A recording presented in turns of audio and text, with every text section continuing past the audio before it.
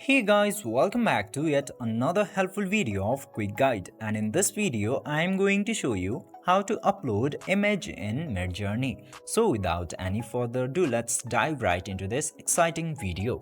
Now, in order to upload your image in Midjourney, you just simply have to open your Discord server at first, and then after opening the Discord, you just simply have to find this Midjourney bot at first.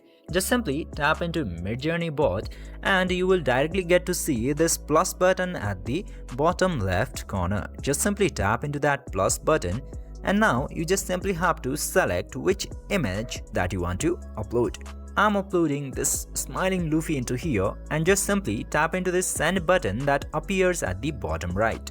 And after doing this very easy and simple step, your picture will successfully be uploaded to Midjourney.